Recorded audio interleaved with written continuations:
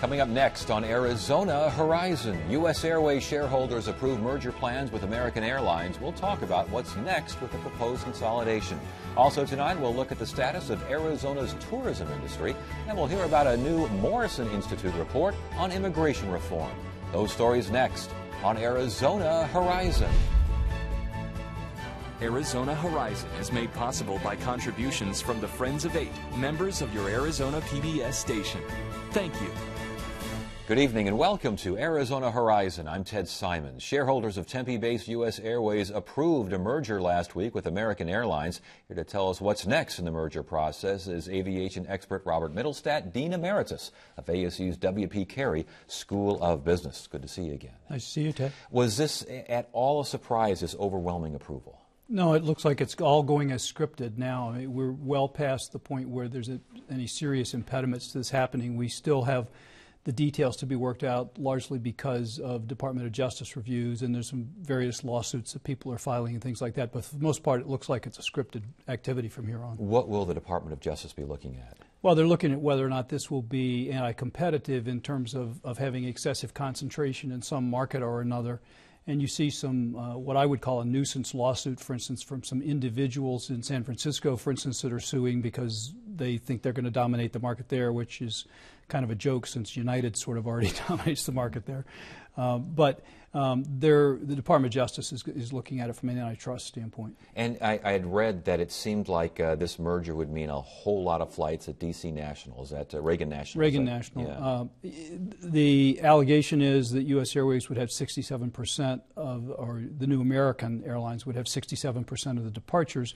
What the company has said is that would be only 50% of the passengers there, though. And I presume that is because many of the U.S. Air feeder routes into there now are short-haul sort of commuter kinds of routes that don't carry as many people. So, and in all these mergers, when you were talking about the previous big ones with United Continental, with Delta, Northwest, every one of those places has a hub somewhere that they seem to dominate, and they have similar kind of market share. So United in Chicago, Delta in Atlanta, the old Northwest in Minneapolis. I mean, so it's not uncommon to see some hubs like that, but it'll be interesting to play out, especially since all the politicians care how they get to and from the office. Would you be surprised if Justice maybe cut back a few flights here and there? There's almost always some give and take in these kinds of things where they have to divest some routes or give up some slots at an airport somewhere. But when you look at these two companies, they don't overlap all that much in terms of complete overlap, but there may be some places they'll have to adjust. What about creditors, American Airlines creditors? I know they're going through bankruptcy proceedings. Talk about that whole process. This is a very unusual bankruptcy from start to finish. First of all, American was not bankrupt in the sense that they were running out of cash or anything else. So when they went bankrupt, they had something like $5 or $6 billion in cash on the balance sheet, or cash equivalents on the balance sheet. The reason they declared bankruptcy was because they had obligations around pension funds and health care costs and other kinds of things that extended far into the future, which meant that their liabilities exceeded their assets. And they declared bankruptcy to try and get their balance sheet cleaned up. So it wasn't that they were going under in that sense. So the net result, because of the fact that company, it had problems, but it was in reasonably good shape compared to what happens in many bankruptcies. And U.S. Air comes into this in good shape. The deal that has been cut is going to leave the creditors essentially recovering 100% of their debts, it looks like. And in fact, they will recover well enough that the original shareholders of American Airlines will actually get a small amount of money back for the stock that they hold. So the balance sheet will balance and then some? It will balance and then some. So the creditors shouldn't have too much trouble here. No, the creditors are likely quite happy. I mean, they're still working on the details, the mechanics, and so forth, but the creditors become significant owners of the new, get their debt paid off and become owners in some cases of the new airline. So with that in mind, the judge overseeing the bankruptcy proceedings, any sticking points there? It appears that it's going to move pretty smoothly because you've had advance agreement from the unions, as we heard about in the news last spring especially, and before that as rumors, and it looks like you've got agreement from the creditors, and the American or the U.S. Airways shareholders voted 99% last Friday to accept this, and they've constituted a new board, and so all these things still have to be approved by the court. But the company is saying they hope that that's going to be done this quarter, which would mean by the end of September. And technically, until the court says yes, the merger can't officially happen. Correct. The court has to sign off on it. The Department of Justice has to sign off on it. How will this merger change the airline industry? It's something that Doug Parker has argued for a long time had to happen because the industry consolidated in other areas, and I would agree with that. U.S. Airways was doing a great job as a smaller airline, but the long-term future was that you have to be one of the big boys or you're not going to get to play. And so the industry has changed now to the point where we have 3 major carriers. It changes in terms of, some people might say it changes in terms of choices. You may not have 6 or 7 choices anymore, but in most places you're still going to have 3, 4 choices, and you've got other smaller ones out there still. So it changes in the sense that there is a consolidation. I would hope that it gives us more financially viable carriers that will be there when we want them to be. It may give us locally better route structures and might be good for Phoenix in that regard. And there's arguments, obviously, people worry about will they have more price controls, but I don't think that a control over price. I'm not sure that that's the case, though. Well, with the Delta merger with Northwest and United and Continental in 08 and 10, critics were saying the same thing. Less competition means higher prices, and it will change the airline industry, the entire landscape. What did we see after those mergers? Well, what you've seen is that airline prices are still a good deal. And why is that? It's because there's still competition out there between the airlines. I mean, so Southwest and U.S. Air or American still compete. And you also have sort of what I would say somewhat analogous to NATS. You've got the NATS out there that are the small specialty airlines that fly from one point to another. Here in Phoenix, we see some that fly some routes out from Mesa Gateway. And there are a number of those kinds of airlines. It's actually easier to get in the airline business than people imagine. It's difficult to be big, but you can buy a used airplane and start a route between 2 obscure cities that doesn't have service now relatively easily. So, and some of those people fly into routes where they compete. So you see different prices on different routes, but in most cases there's still significant competition. So could this be a situation, I know critics are kind of wondering about this, could this be a situation where the big boys have to get even bigger? Because we saw what happened to U.S. Airways after these previous mergers. They said we got to get bigger or we can't compete. I mean, how big does big have to get? I think big in today's world means that you have to be multinational big. So Southwest is a great example of a company that has traditionally been almost totally domestic. They do have some flights now in Latin America and Caribbean, but for the most part, they've gotten as big as they can get domestically. The other guys want to have feeder routes to other cities, and we are global travelers now in ways that we weren't in the past. And so big means you've got to be big on a global scale. So even and they compete against outside the U.S. We limit competition at the borders. We let in other airlines up to our borders. We let them fly into our cities, but we don't let them fly in the U.S. once they get here. Right. And some of that goes on the other way in other places. But so, yes, they have to be bigger, I think. And real quickly, combining workforces, combining fleets, computer system, frequent flyer programs, that'll all be a big picnic, won't it? It could be anything from smooth to a disaster. Somewhere on that schedule, we'll see what happens. All right. Good to see you again. Nice to see you, Ted.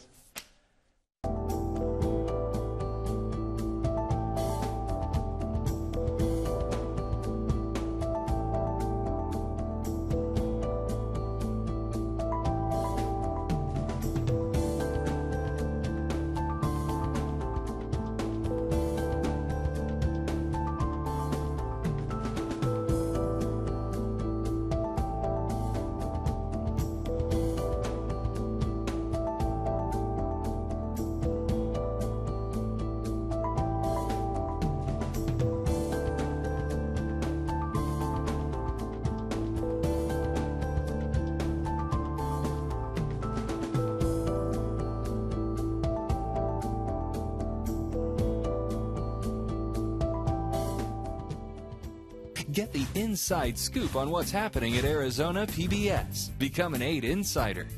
You'll receive weekly updates on the most anticipated upcoming programs and events. Get the 8 Insider delivered to your email inbox. Visit azpbs.org to sign up today. Arizona's Office of Tourism is out with new numbers that show, among other things, that 38 million people visited the state last year, making for $19 billion in direct spending. Joining us now is Sherry Henry, Director of the Arizona Office of Tourism. Good to see you again. Nice to be back. Thank you. What is the state of tourism in Arizona? It is fabulous. We are finally beginning to climb out of what has been a very deep valley, I think we all know, over the last 4 years. And the $19.3 billion the visitor spend is the largest visitor spend that we've ever seen in Arizona. So climbing out and then some. Climbing out and then some. That's right. Who are these visitors? Well, 80% of them are leisure visitors. 20% still fall into sort of the business group market.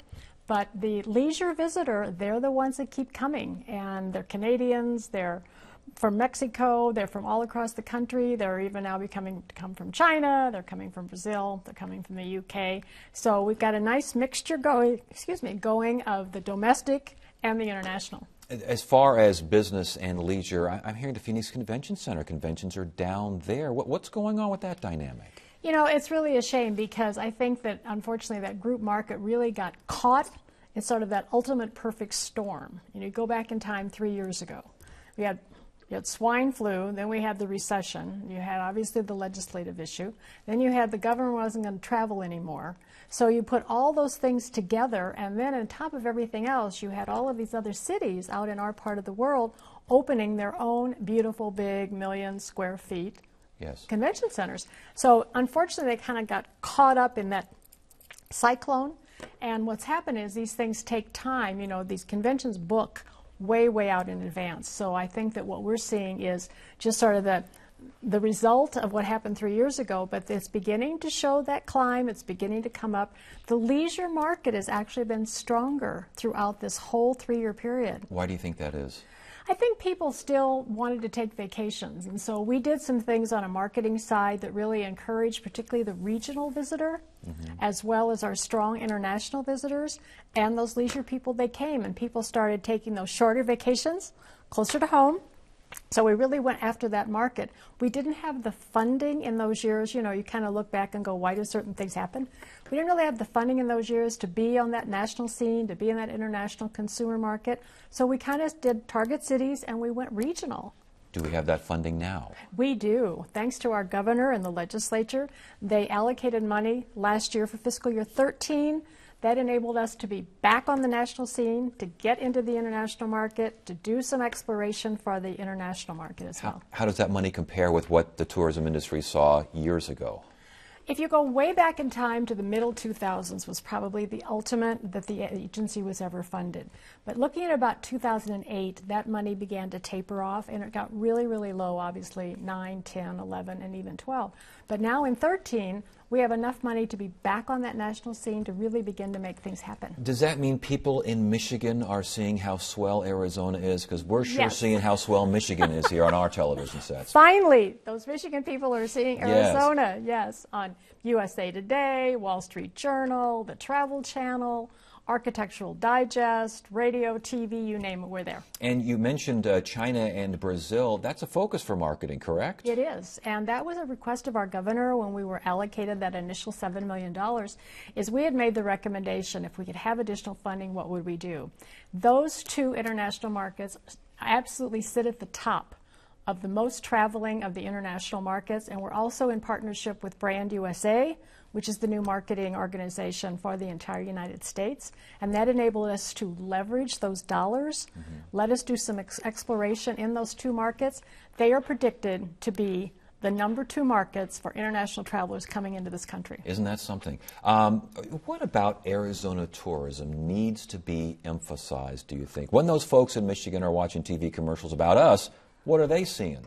You know, I think there's some misnomers about Arizona, and I think that the big surprise about Arizona is its diversity. And I think that's a story that we need to keep telling. Obviously, we have the Grand Canyon, we have this fabulous weather, we have these iconic images. But I think that what we need to do is make sure that the people in Michigan and the rest of the country and the rest of the world know that you can do anything in Arizona. You can ski, you can water boards. You can play golf. You can go to the spa. You can see the great iconic images. You can go hiking. In other words, the diversity is almost so big that it's hard to tell the whole story. And bottom line, it sounds like morale in the tourism industry is up. Oh, Accurate? It's fabulous, yes. We just came off of our annual Governor's Conference. I have been coming to this conference for more years than I'm going to tell you about. But believe me, this was one of the greatest positive energy conferences that I can remember, because all of a sudden there is this movement of positivity and this high energy, and it was so apparent with the 450 people, all from the tourism industry, that were there. Well, that's good news. It's good to hear things are kind of on the rebound. It's good to have you here. Thanks for joining. Thank you. Always a pleasure.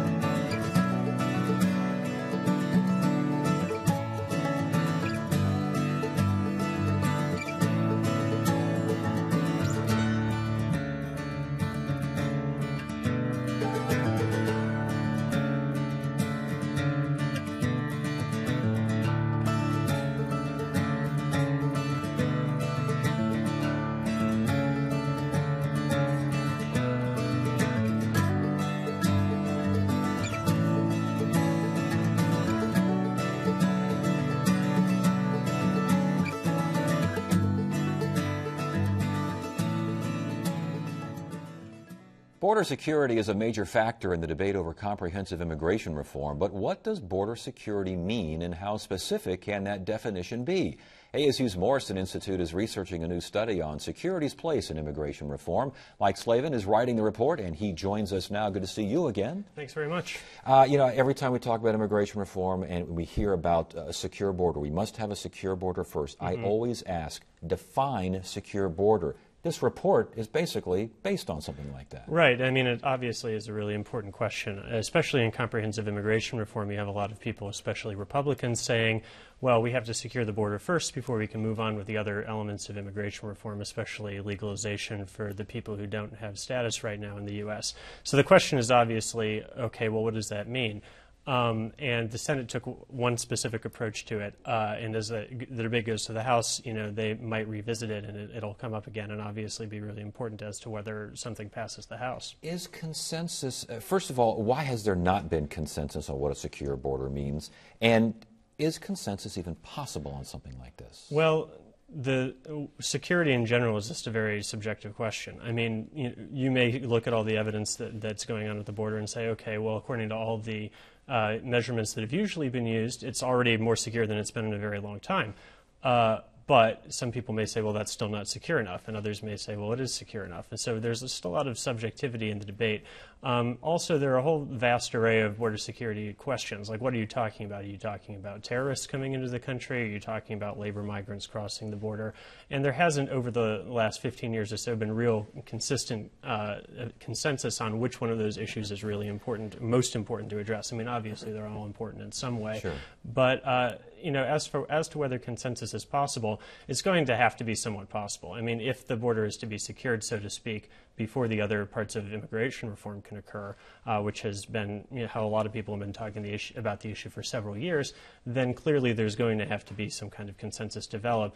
And I'm relatively optimistic that people, for the purposes of this bill, can come together if enough effort is given into it. And as far as the border being more secure than it's been in decades, we heard former Secretary Napolitano make that statement. We have actually seen reports and studies that Border Patrol apprehensions, they're up, crime levels are down, drug seizures are up, manpower, technology spending, the whole 9 yards. Yeah. It's going on down there. Right. But can you say that it's as safe as it's been in decades and not make it it seems like it's a political statement the minute it leaves your mouth. It is a political statement, and that's kind of what it comes down to, is that you have a lot of politicians who, who take a certain stance on border security, and it's not necessarily always more to what's actually occurring at the border. I mean, you heard a lot of people a few years ago say that the border is really perilously insecure, but when you looked at, for instance, the apprehensions, they were pointing to a lot of illegal traffic going down, which is pretty much what you want to see, a lower apprehension rate. So what they'll have to do, and what they did in the Senate, is that they agreed on certain other metrics that are a bit more sophisticated to measure how effective the enforcement is being, not just the overall levels of traffic, but what is the effectiveness rate of this. And there are some kind of relatively crude measurements that exist for that right now, and they decided to use those as goals, and then to take the levels of resources, which have greatly expanded already, and to use those as the trigger, so to speak, to when other parts of the legislation can be enacted. I was going to ask, things like effectiveness rate, these kinds of things, are they viable? The effectiveness rate is probably a lot better than what typically has been pointed to as evidence of good border security. The effectiveness rate measures basically the Border Patrol's estimates of how many people have gotten away versus how many have been apprehended and turned back. That's better than just pointing at a number of apprehensions, because that gives the effectiveness rate gives you a better idea of exactly who's being caught among how many people. So it is viable in that extent. It's better. But what the Senate has continued to do, and what might continue to occur, is to use basically the amount of resources at the border, counting Border Patrol agents and counting technology and surveillance as evidence of, okay, well, is the border secure? But obviously not everybody agrees on that approach. I know your report is released tomorrow, yes.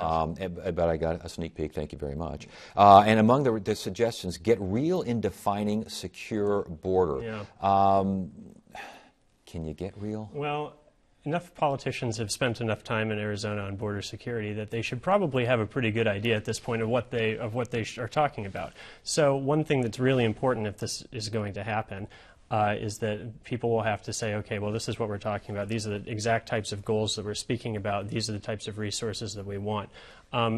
Up to this point in the debate, that hasn't always happened. But it's going to have to occur if there's going to be actual movement on this issue, no matter what approach they take. And if you can't be specific, you can't be taken seriously? Well, if you can't be specific, then nobody can judge whether your demands are reasonable. And that's important because the goals of immigration reform overall, all three goals, which is expanded legal channels, regularizing the population that's here without status right now, and then increased border security, all of those have public support. So, and they have very enduring public support in Arizona and nationwide. So if your position is that we need to secure the border first, well, you should probably say exactly when the border would be secure enough to move on with the other things, because they're public priorities. Another suggestion is to balance accountability and realism. What are we talking about here? Well, one thing that a lot of people in Congress have said is, okay, well, we have to hold the Department of Homeland Security, the government, accountable for the results of border enforcement. So this is one reason why the effectiveness rate has come up. But if you're going to use the effectiveness rate as a trigger, so to speak, in terms of when other things can happen in the legislation, you have to ask, okay, well, are we going to define it extremely specifically, or are we going to say, well, what could happen is the economy could really improve, draw a lot more labor migrants from Mexico and Central America, and then we have a lot bigger problem than we do right now. And so you need to be realistic about what the causes of immigration and unauthorized crossing is, and then you can kind of work that into whatever standards you have. And that brings up the idea of flexibility, which is another suggestion from your report, balancing clarity and flexibility. I mean, flexibility, another politically charged word when you're talking about border security. Yeah, well, everything is politically charged when you're talking about border security. But it's important that if Congress is going to be serious about legalization for the unauthorized population, that they're going to have to be actually attainable goals. And, they've been discussing a 90% effectiveness rate in all sectors. Well, some sectors get very little traffic. Some of the sectors in Texas, for instance, get very little traffic. And a dozen people can make a difference, between one percentage and another. So you're really going to hold up really important parts of legislation based on a couple of dozen crossers in a year. So the legislation has to be designed with that kind of stuff in mind. Why did the Morrison Institute decide to do this particular study? Well, the Morrison Institute has been interested in a long time in terms of kind of separating myths and reality in terms of immigration. It's a very charged issue. it's sometimes really difficult to get objective information on what's going on at the border and to have that really affect the policy debate.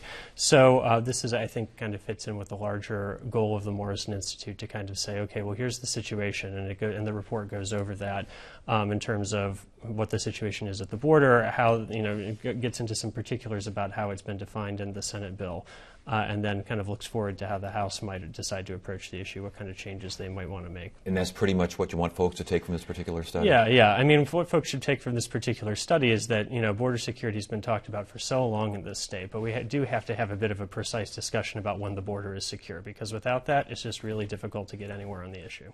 All right. Very good. Mike, congratulations on the study. We'll look forward to seeing it released tomorrow. Good to have you here. Thanks, Ted. Wednesday on Arizona Horizon, the political implications of former Arizona Governor Janet Napolitano's move from the Obama administration to the University of California system. And we discuss the concept of time with world-renowned physicist Lawrence Krauss. That's at 5:30 and 10 on the next Arizona Horizon. That is it for now. I'm Ted Simons. Thank you so much for joining us. You have a great evening.